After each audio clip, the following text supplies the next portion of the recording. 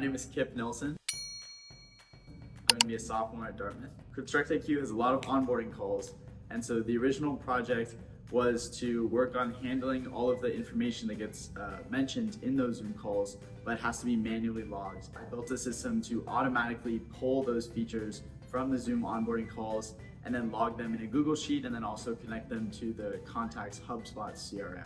Moving on from this, we saw we could do this with sales as well. Pulled some separate features more relevant to sales, like talk ratios, how well the salesperson did at selling different parts of the product, and then also connected that to their HubSpot CRM into a Google Sheet to get that information from those calls in front of the right people with less manual labor.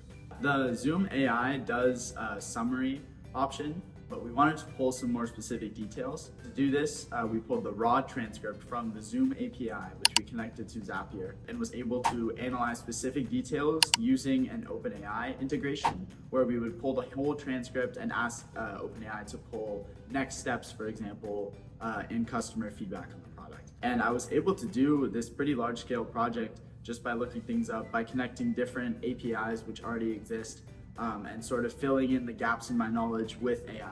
I was using things that had only come out within the last 4 or 5 months, which is really, really cool. And I felt like I was in the front lines of some of the new AI tools that are coming out. Working at ConstructIQ was amazing. I had 3 other interns around my age, which was really fun. It was good to get to know them. You know, like even as an intern, I didn't at all feel like I was less valuable than anyone else in the room. People would write me back instantly and try and help me out however they could. And that meant a lot as my first sort of big work experience. I still am very interested in studying computer science, but as I experienced in this internship, AI is just increasing in its capabilities.